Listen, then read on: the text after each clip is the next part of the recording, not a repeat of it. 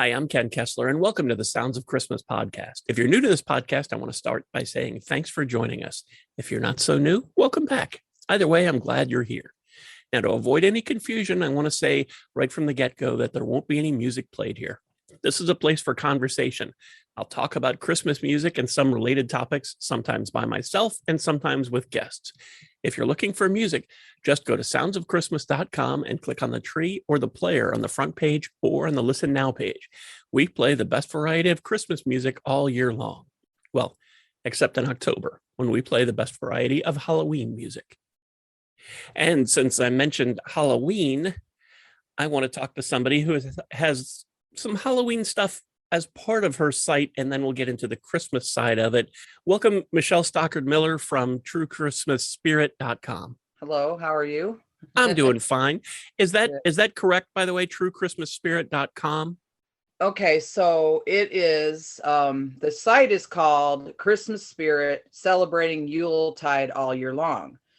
The URL is actually True Christmas Spirit, ChristmasXmasSpirit.blogspot.com. While your site is mostly about Christmas spirit, you do have a Halloween section.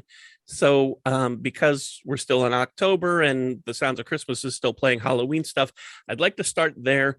What can people find on the Halloween part of True Christmas Spirit? There's a, in the left sidebar, there's a little Halloween picture, and you can click on that. And it's basically just talking about Halloween origins and customs. Some history of Halloween, history of Halloween costumes, just a bunch of, lore and legends and stuff. Then there's some statistics about, how much people spend on costumes and stuff. It's just some interesting things like that in there. I had planned on starting to update more with adding some stories, and I'm trying to figure out a way that I can branch that out rather than have a Halloween site all by itself, because I already have enough sites as it is. So, that's one of the things that I do find in talking to people who do Christmas things is that they also, it's not their only thing. They have lots of different passions and they have lots of different other projects. With your Halloween stuff, and I only know what I'm about to ask you about because we're also friends on Facebook and we've been friends since the old MySpace days. I know you recently went to Salem. Do you have any stuff about your trip to Salem on the site yet, or will you? I don't know. I hadn't even really thought about that. I did create an album on my Facebook, and it's a public album that has all the pictures I took everywhere I visited. I went to Fall River, to the Lizzie Borden house. And just various places in Salem, the Witch Memorial, and the actual site of where they did the hangings. It was really a fulfilling and interesting trip. It was really busy and crowded, but it was worth it. I may add something to my Halloween part. I didn't even think about that, so that's kind of a good idea. When I talk Halloween stuff with people, Salem is one of their bucket list places they want to go. What was the most interesting or surprising thing you found out when you were there?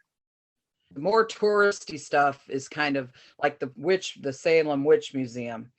It's pretty outdated, and what you learn there is stuff you pretty much already know. I mean, especially, someone that probably goes to Salem probably knows a lot about it as it is, and I already knew a lot, so that was kind of a little bit disappointing. But the Peabody Essex Museum had an excellent exhibit.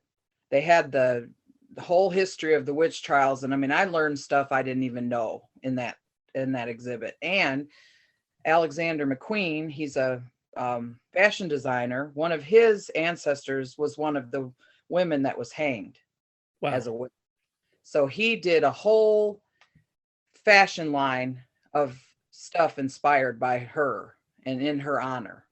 And so they had the whole fashion, they had a video of the fashion show, and they had all the pictures of his, fashions he designed around it. And it was just really interesting. So that was probably the most impressive part of the whole trip for me, was that, Where did the Christmas Spirit site, where did that idea come from? Do you remember? Because I know you've had it for a while. Okay, so I originally had on MySpace, I had a Christmas site. That's where it started.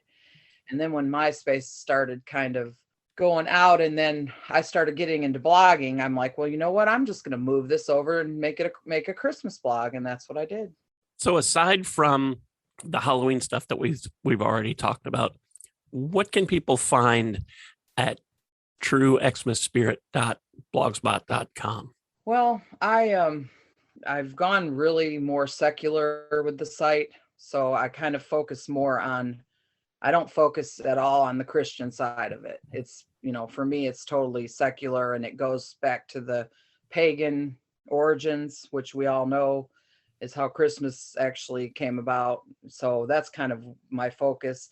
And so like on one side, I have like all the different origins of the different things, like, bells, the Yule log, Christmas feasts, mistletoe, all that stuff. I have that on one side of the site. And then on the other side, I have stuff about, movies and books and just different stuff like that. But that's my focus, really, kind of make a more secular site, I guess I'm trying to say.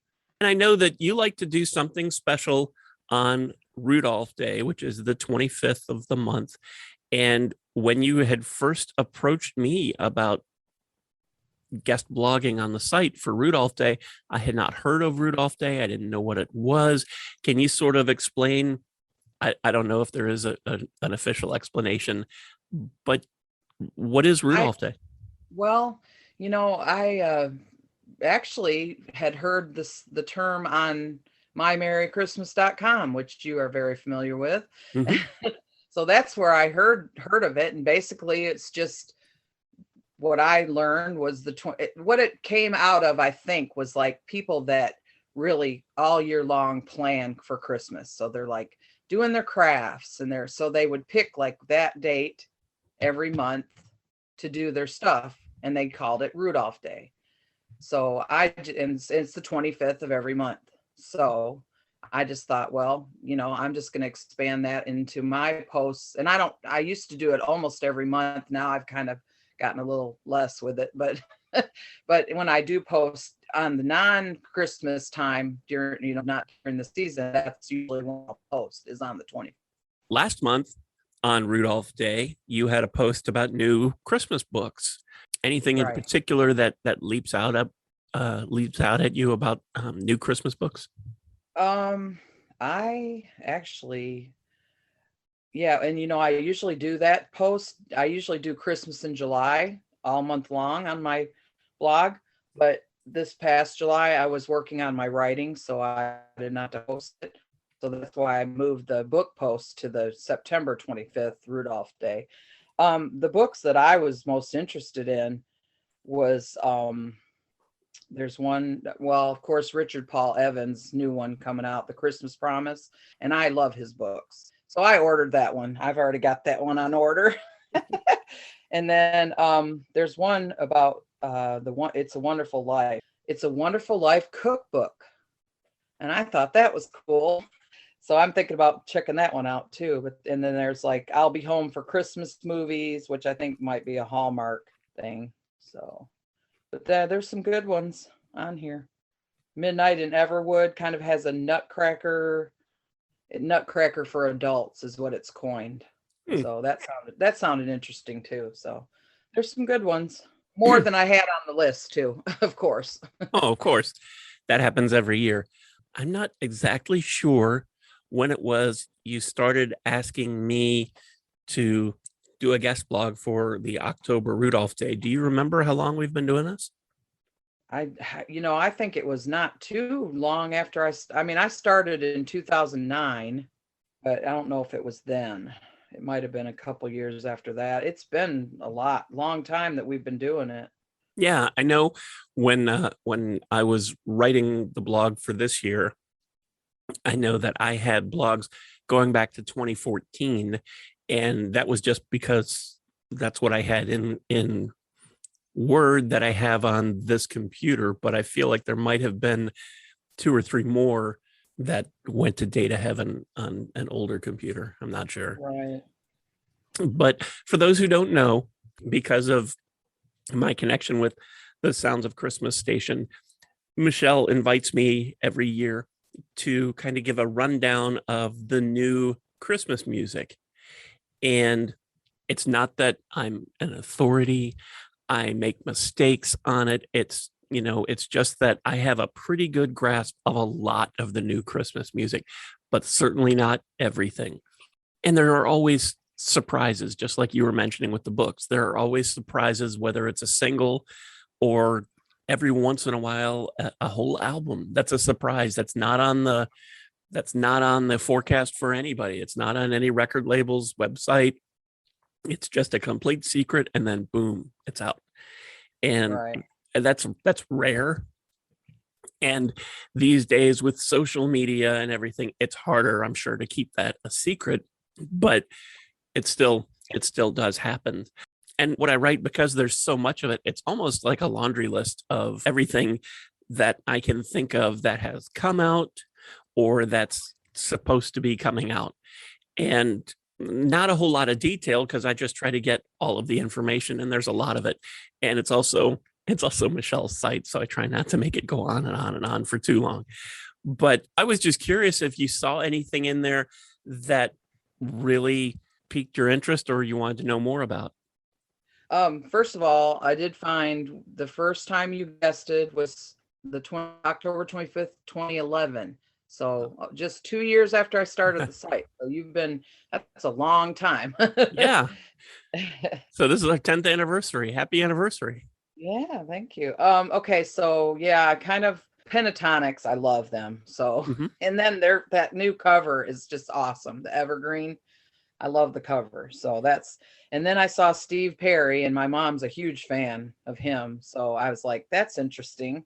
And I kind of like the sound of Kelly Clarkson's new one. And I was thinking Norah Jones too. But, there's always so many I would love to get my hands on, but it's like the pocketbook won't sure, allow too much. Well, I can tell you the Norah Jones album is terrific. I don't usually do reviews because so many artists advertise with the Sounds of Christmas, and I don't like to play favorites. So I don't want to review their stuff because I've obviously have an interest in it, and I don't want to say what the best stuff is and avoid them. So it's really tricky, but I can tell you the Norah Jones album is terrific. Lots of different styles. There's really something for everybody in there. I just think it's wonderful. Kelly Clarkson's, it's about half covers and half new stuff, and I really liked her. I really liked her first one she came out with. Yeah. So Then you will like this one too. I was concerned at first because not when I heard it first, when I heard about it, because it sounded like it was something that was angry because of personal things going on in her life. If you follow that kind of stuff, you know what I'm talking about. Yeah, if you don't follow it, you don't care. So I was concerned that it was going to be an angry or emotional kind of thing, and it's not. Right. It's not at all. I think it's pretty great. Pentatonics album has not come out yet while we're recording this. It's due out it's due out at the end of this month.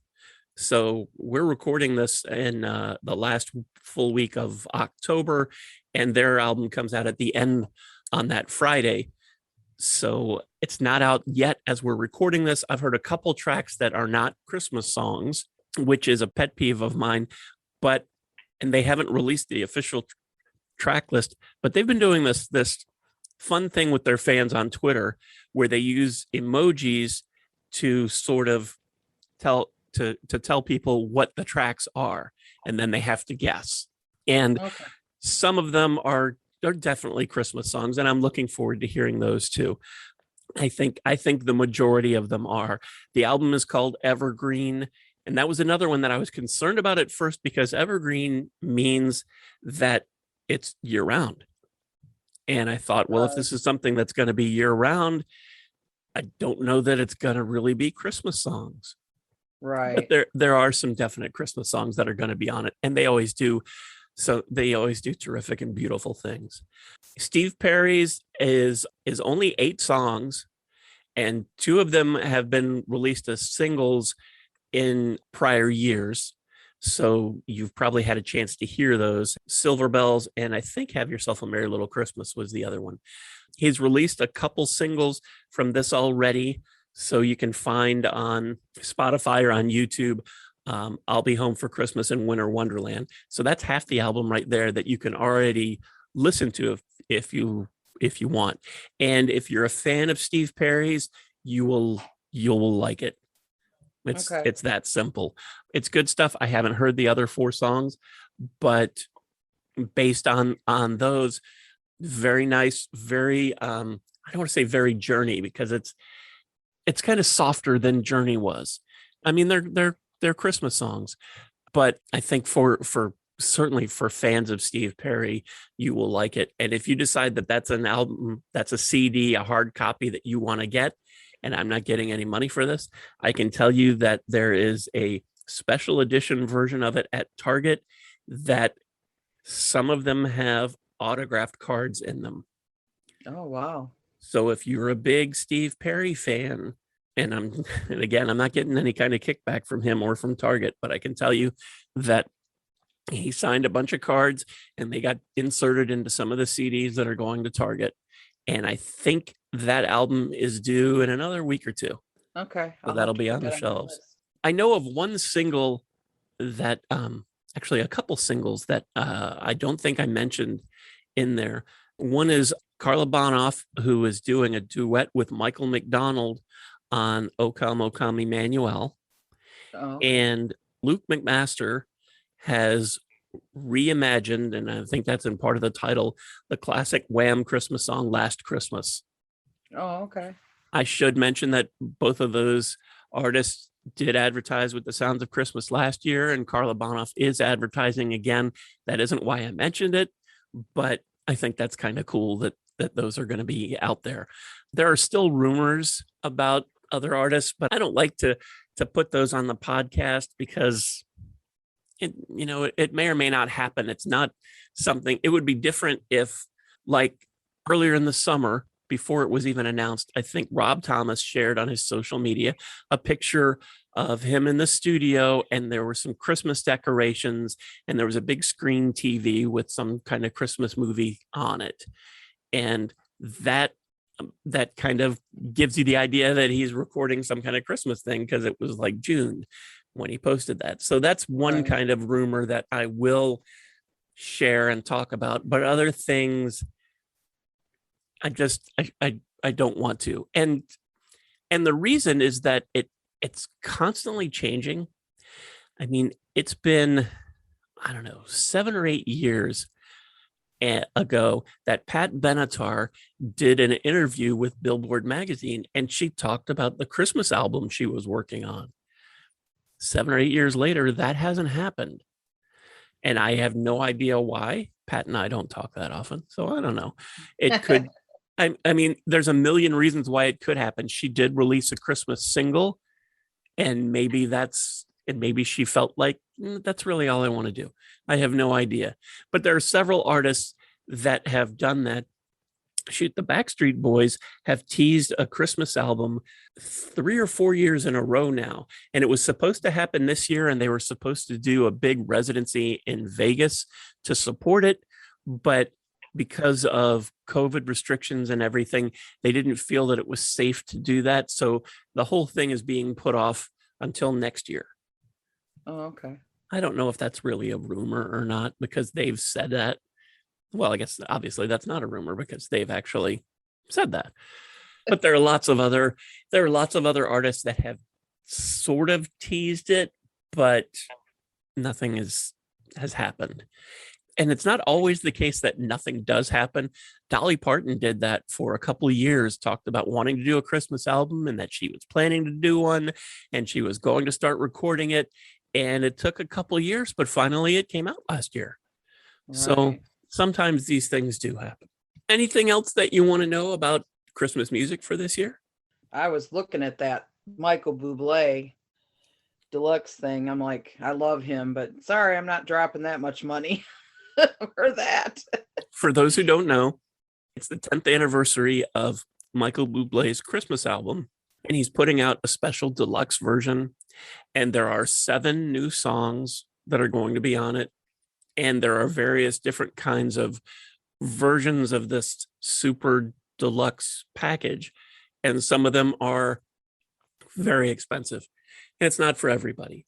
And they include lots of different things. I don't remember what all the different extras are, but there are going to be 7 new songs. Only one of them has been released as a single so far. And that's a new version he recorded of Let It Snow. And he recorded this with the BBC Big Band. And it's really a cool version. And you'll be hearing that next week when The Sounds of Christmas returns to Christmas music, along with his other new songs. And of course, lots of his old songs, because we play plenty of Michael Bublé. But that's the story on that. There are a lot of deluxe versions, whether it's anniversary editions. She and him have an anniversary edition of their Christmas album, and there are a few more songs coming. And there are a bunch of artists who recorded albums in the last few years that have special versions coming out with an extra song or two. I know Meghan Trainor has one. Straight No Chaser just released a new deluxe version of their album from last year, and it has a couple new songs on it too. And one is a version of Celebrate Me Home that's a duet with Kenny Loggins. Yeah, I thought that sounded interesting. I don't know if you'd really call that a duet, because I think there's like 10 of them and one of him. So Right. that's so maybe it's Whatever that is. featuring. Yeah, maybe it's featuring Kenny Loggins. Yeah. Anything else you think anybody that people should know about your website? Well, every year in the Christmas season, which for me starts Thanksgiving week. I mean, I start decorating in November, or early November. I have so much stuff, so I have to start early. But so really, officially though, it's like Thanksgiving week is when I start. And so I changed my yearly event title to A Festive Yuletide. It used to be Sharing the Joy. Now it's A Festive Yuletide. And that's where I just share, recipes, crafts, books, movies, maybe some reviews. I accept guest posts. So I do that every year. That kicks off Thanksgiving week. I also host a Christmas Spirit reading challenge and readathon that whole season from Thanksgiving week all the way till January 6th, which is 12th night for me. And so that's what I do every year too. So if anyone's interested in, a bunch of Christmas stuff and a bunch of Christmas reading and all that, then you should stop by and check it out. Yeah, absolutely. You definitely should. Again, the website is TrueXmasSpirit.blogspot.com. Michelle, thanks so much for giving us some time and talking about Christmas spirit and Christmas music and Christmas books and all the rest of it. Well, thank you for having me. I really enjoyed it. And thank you for listening and helping us share some Christmas spirit, and for helping this podcast continue to grow. We're on a couple dozen different podcasting sites. And since you're listening to this now, you've obviously found us somewhere. But if there's another site you like to use for podcasts, check out our podcast page on our website for the complete list of everywhere you can listen to the Sounds of Christmas podcast. And again, the website is www.soundsofchristmas.com. Then just click on the podcast tab. For the Sounds of Christmas station to listen to the music, you'll need to stick with our website or our app in the Google Play Store. If you have comments or suggestions, feel free to reach out to me on social media or through our website. Thanks again, and may you always believe in Santa Claus.